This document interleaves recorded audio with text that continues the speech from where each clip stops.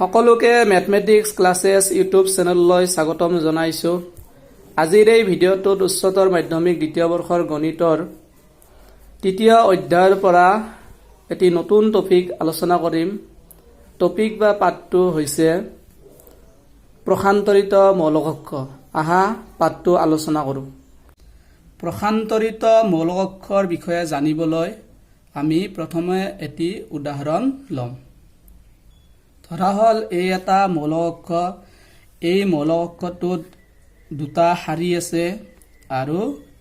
এটা দুটা তিনিটা স্তম্ভ আছে। এই মৌলিক অক্ষৰটোৰ ঘাত হল 2/3। এই মৌলিক অক্ষৰটোক যদি মই এই শাৰীটোক যদি মই স্তম্ভলৈ পৰিৱৰ্তন কৰো 2 3 1 অৰ্থাৎ প্ৰথম শাৰীটোক প্ৰথম স্তম্ভলৈ পৰিৱৰ্তন কৰিছো আৰু দ্বিতীয় শাৰীটোক দ্বিতীয় স্তম্ভলৈ সালসলনি কৰিছো অৰ্থাৎ ইন্টাৰচেঞ্জ কৰিছো। এই মৌলিক অক্ষৰটোক শাৰী আৰু স্তম্ভবোৰ সালসলনি অৰ্থাৎ ইন্টাৰচেঞ্জ কৰাৰ পিছত এই মৌলিক অক্ষৰটোত আমি তিনিটা শাৰী পাইছো আৰু দুটা স্তম্ভ পাইছো। এই মৌলিক অক্ষৰটোকে প্ৰসান্তৰিত মৌলিক অক্ষৰ বুলি কোৱা হয়। ইয়াক a to the power t বা a ডেশেৰে বুজোৱা হয়। অৰ্থাৎ এটা মৌলিক অক্ষৰ শাৰী আৰু স্তম্ভবোৰ সালসলনি অৰ্থাৎ ইন্টাৰচেঞ্জ কৰি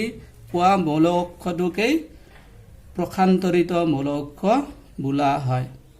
ইয়াতে মৌলিক অক্ষৰটোৰ দুটা শাৰী আছিলে, এই শাৰীটো পৰিৱৰ্তন হৈ ইয়াতে এই শাৰীটো স্তম্ভলৈ এই শাৰীৰ সংখ্যা স্তম্ভৰ সংখ্যালৈ পৰিৱৰ্তন হৈছে আৰু এই মৌলিক অক্ষৰটোৰ স্তম্ভৰ সংখ্যাটো শাৰীৰ সংখ্যালৈ প্ৰসান্তৰিত মৌলিক অক্ষৰটোত শাৰীৰ সংখ্যালৈ পৰিৱৰ্তন হৈছে। ইয়াতে আমি প্ৰথম শাৰীটো প্ৰথম স্তম্ভৰ ৰূপত পাইছো, দ্বিতীয় শাৰীটো দ্বিতীয় স্তম্ভৰ ৰূপত পাইছো। এটা মৌলিক অক্ষৰ শাৰী আৰু স্তম্ভবোৰ সালসলনি কৰি গঠন কৰা নতুন মৌলিক অক্ষৰটোকে প্ৰসান্তৰিত মৌলিক অক্ষৰ বুলি কোৱা হয়। এটা মৌলিক অক্ষৰ শাৰী অৰ্থাৎ ৰ আৰু স্তম্ভবোৰ অৰ্থাৎ কলমছ সালসলনি অৰ্থাৎ ইন্টাৰচেঞ্জ কৰি গঠন কৰা মৌলিক অক্ষৰটো প্ৰসান্তৰিত মৌলিক অক্ষৰ বোলা হয়। আমি আৰু এটা উদাহৰণ ল'ব পাৰো। ফৰ এক্সাম্পল এটা মৌলিক অক্ষৰ বি মৌলিক অক্ষৰ বিটোত 1 2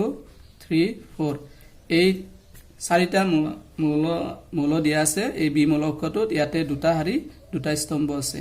এই মৌলিক অক্ষৰটো যদি আমি প্ৰসান্তৰিত কৰো অৰ্থাৎ বি ডেশ বা B to the power T যদি আমি যদি আমি নিৰ্ণয় কৰিবলগীয়া হয় তেতিয়াহ'লে আমি এই শাৰীটোক আমি এইটো শাৰী বা ৰটোক আমি স্তম্ভলৈ সালসলনি অৰ্থাৎ কলমলৈ ইন্টাৰচেঞ্জ কৰিম। এইটো প্ৰথম শাৰীটো প্ৰথম স্তম্ভ হ'ব 1 2, দ্বিতীয় শাৰীটো দ্বিতীয় স্তম্ভ হ'ব 3 4। ইয়াতে দুটা শাৰী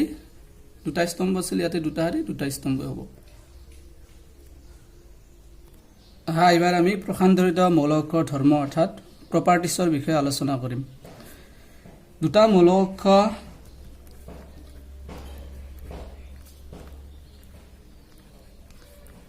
এ আৰু বিৰ বাবে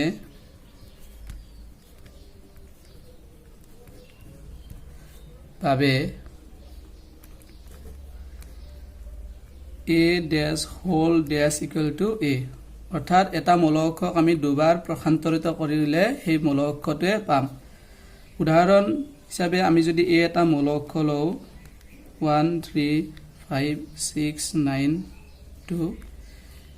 এই মৌলিক অক্ষৰটো যদি আমি প্ৰসান্তৰিত কৰো তেতিয়াহ'লে এই শাৰীটো স্তম্ভলৈ পৰিৱৰ্তন হ'ব 1 3 5 প্ৰথম শাৰীটো প্ৰথম স্তম্ভলৈ পৰিৱৰ্তন হৈছে বা দ্বিতীয় শাৰীটো দ্বিতীয় স্তম্ভলৈ পৰিৱৰ্তন হ'ব 9 6 9 2। ইয়াক যদি আকৌ এবাৰ আমি প্ৰসান্তৰিত কৰো এই ডেশক এবাৰ যদি প্ৰসান্তৰিত কৰো তেতিয়াহ'লে আমি কি পাম? এই প্ৰথম শাৰীটো প্ৰথম স্তম্ভলৈ পৰিৱৰ্তন হ'ব, দ্বিতীয় শাৰীটো এইটো দ্বিতীয় শাৰী দ্বিতীয় স্তম্ভলৈ পৰিৱৰ্তন হ'ব, তৃতীয় শাৰীটো তৃতীয় স্তম্ভলৈ পৰিৱৰ্তন হ'ব। এইটো আমি পালো এইটো আকৌ এই এ মূল অক্ষটো অৰ্থাৎ এ ডেশ হোল ডেশ ইকুৱেল টু এ অৰ্থাৎ এটা মূল অক্ষক দুবাৰ প্ৰসান্তৰিত কৰিলে আমি সেই পুনৰ সেই মূল অক্ষটোকে পাওঁ 2 নম্বৰ প্ৰপাৰ্টিজটো হ'ল এটা মূল অক্ষৰ সৈতে এটা ধ্ৰুৱক বা স্কেলাৰৰ পূৰণফলৰ প্ৰসান্তৰিত মৌলিক অক্ষটো এটা প্ৰসান্তৰিত মৌলৰ সৈতে স্কেলাৰ বা ধ্ৰুৱকৰ পূৰণফলৰ সমান কে এটা স্কেলাৰ বা ধ্ৰুৱক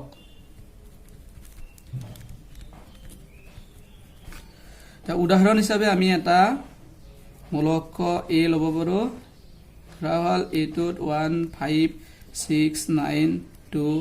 3 এই 6টা মূল অক্ষ দিয়া আছে এই মূল অক্ষটো প্ৰথমতে আমি কে এ উলিয়াই লম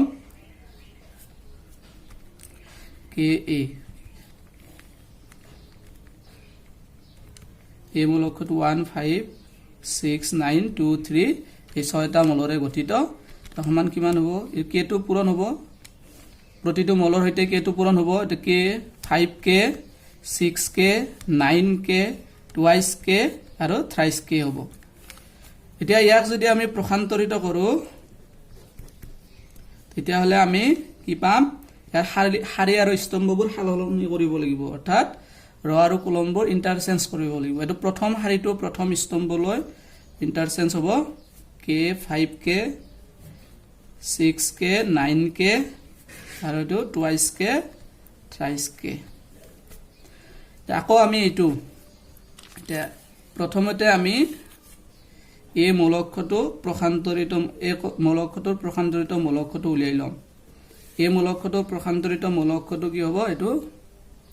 প্ৰথম শাৰীটো প্ৰথম স্তম্ভলৈ পৰিৱৰ্তন হ'ব 1 5 দ্বিতীয় শাৰীটো দ্বিতীয় স্তম্ভলৈ পৰিৱৰ্তন হ'ব 6 9 তৃতীয় শাৰীটো তৃতীয় স্তম্ভলৈ পৰিৱৰ্তন হ'ব 2 3 এইটো এতিয়া আমি নিৰ্ণয় কৰিব লাগে কে এ ডেশ অৰ্থাৎ এ মূলটোৰ প্ৰসান্তৰিত মূল অক্ষটোৰ সৈতে স্কেলাৰ অৰ্থাৎ ধ্ৰুৱক কেটো পূৰণ কৰিব লাগে কে এ ডেশৰ মূলবোৰ আমি এতে লিখি লম 5 9 3 এতিয়া আমি এটো নিৰ্ণয় কৰিলে আমি কি পাম কে 6k twice K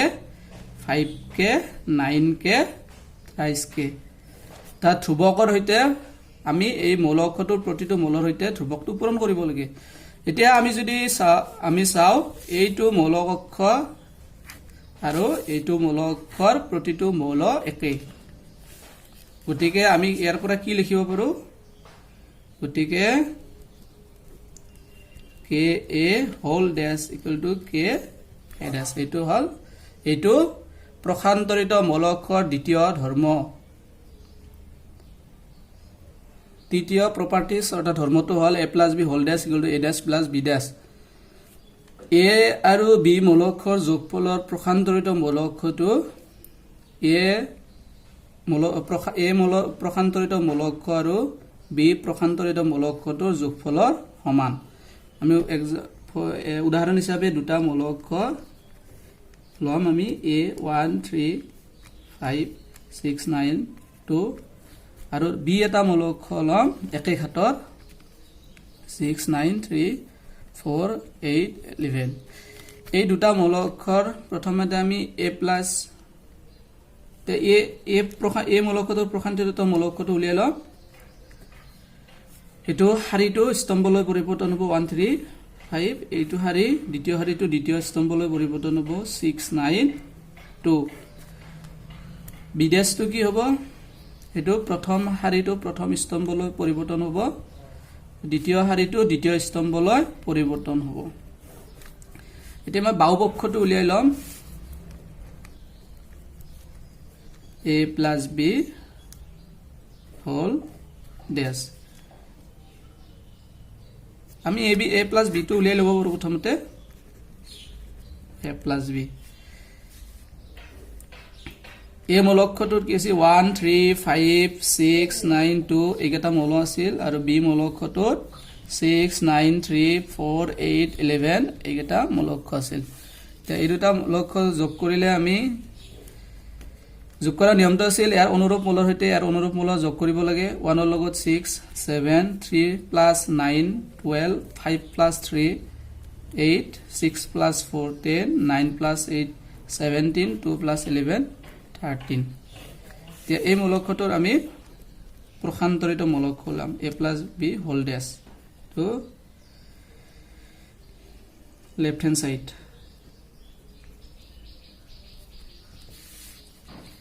a plus b to উলিয়াই লৈছো আমি a plus b whole dash কি এটো হাৰিটো স্তম্ভলৈ পৰিৱৰ্তন হ'ব 7 12 8 10 17 13 আকৌ আমি রাইট হ্যান্ড সাইড টো উলিয়াব লাগে রাইট হ্যান্ড সাইড কি আছে a dash plus b dash a dash to কি আছিল a dash এইটো মূলক আছিল b dash এইটো মূলক আছিল a dash 1 3 5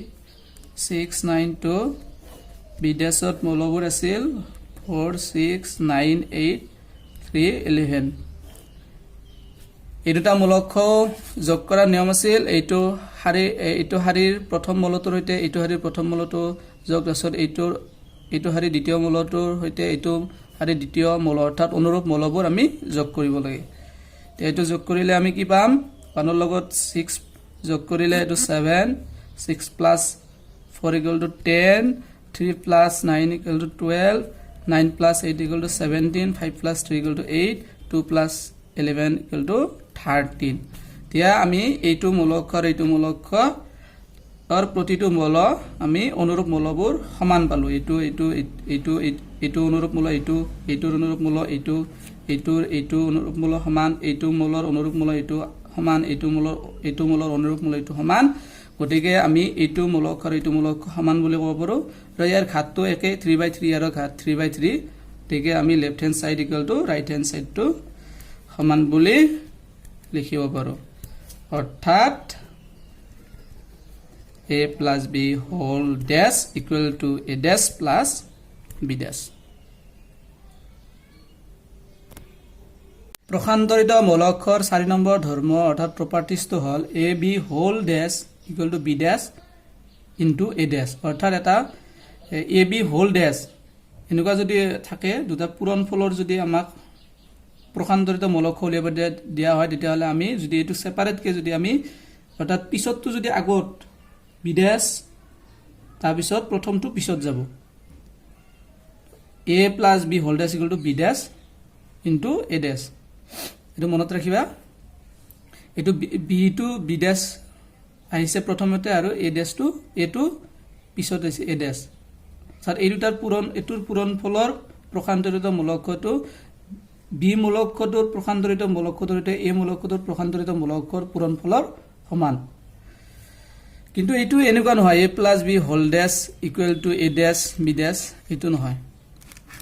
এইটো তোমালোকে ভালদৰে মনত ৰাখিবা এটা আমি উদাহৰণ এটো প্ৰমাণ কৰাৰ কাৰণে এটা দুটা উদাহৰণ হিচাপে দুটা মূলক কলম ধৰা হল a মূলকত 4টা মূল আছে আৰু b মূলকত 4টা মূল আছে আমি আরে a dash টো উলিয়াই লম a dash টো কি হ'ব ইয়াৰ স্তম্ভ আৰু হাৰি আৰু স্তম্ভবোৰ সলনি কৰিব লাগিব এটো প্ৰথম হাৰিটো প্ৰথম স্তম্ভলৈ সলনি হ'ব 1 2 4 আৰু দ্বিতীয় হাৰিটো দ্বিতীয় স্তম্ভলৈ সলনি হ'ব ইয়াতো b dash টো কি হ'ব প্ৰথম হাৰিটো প্ৰথম স্তম্ভলৈ সলনি হ'ব আৰু এটো দ্বিতীয় হাৰিটো দ্বিতীয় স্তম্ভলৈ সলনি হ'ব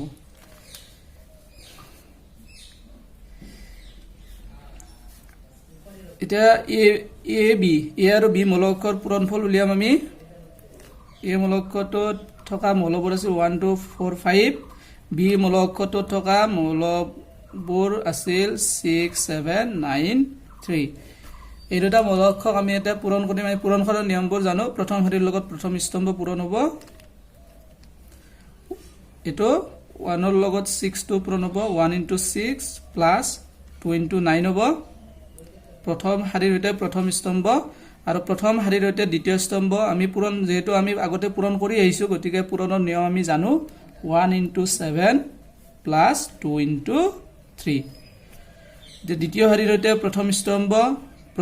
দ্বিতীয় শাৰীৰ প্ৰথম মলটোৰ সৈতে দ্বিতীয় স্তম্ভৰ প্ৰথম মলটো পূৰণ 4 into 6 plus 5 into দ্বিতীয় মলটোৰ সৈতে ইয়াৰে দ্বিতীয় মলটো পূৰণ 5 into 9 এটোৰ সৈতে এটো দ্বিতীয় শাৰীৰ সৈতে দ্বিতীয় স্তম্ভ 4 into 7 plus 5 into 3 তো কিমান পাম আমি 6 আৰু 2 9 যা 18 plus 6 24 2 3 যা 6 plus 7 13 4 6 যা 24 আৰু 5 9 যা 45 plus 24 কিমান হ'ব 69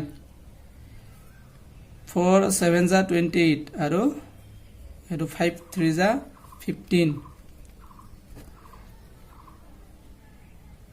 5 plus 3 13 আৰু 2 plus 1 3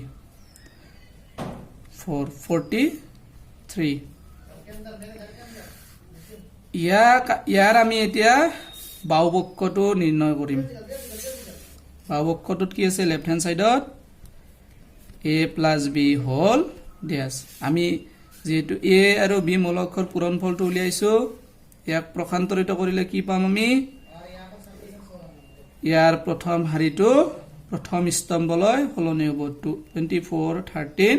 দ্বিতীয় শাৰীটো দ্বিতীয় স্তম্ভলৈ পৰিৱৰ্তন হ'ব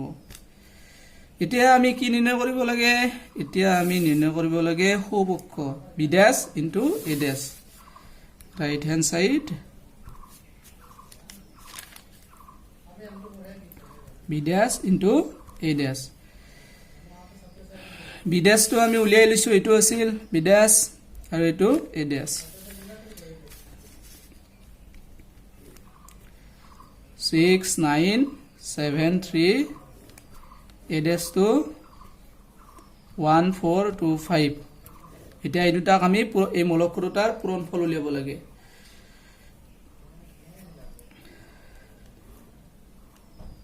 এতিয়া প্ৰথম শাৰীৰ সৈতে প্ৰথম স্তম্ভ 1 6 1 যা 6 9 2 যা 18 আৰু প্ৰথম শাৰীৰ সৈতে দ্বিতীয় স্তম্ভ 6 4 যা 24 9 plus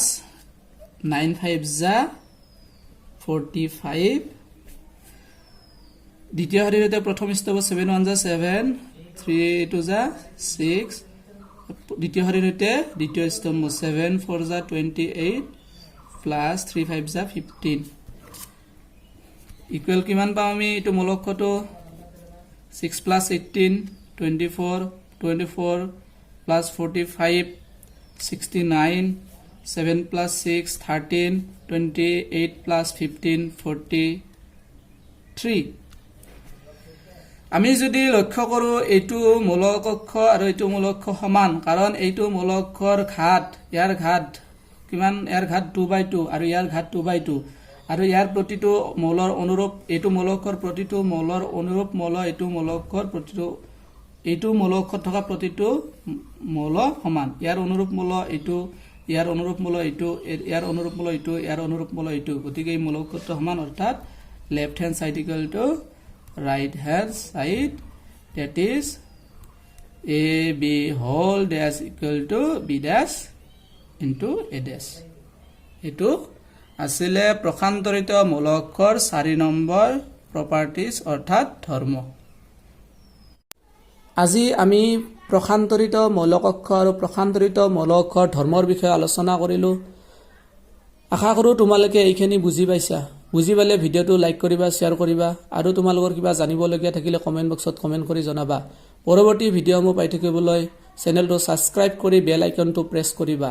পৰৱৰ্তী ভিডিওত পুনৰ লগ পোৱাৰ প্ৰতিশ্ৰুতিৰে আজিৰ ভিডিওটো ইমানতে শেষ কৰিছো থ্যাংক ইউ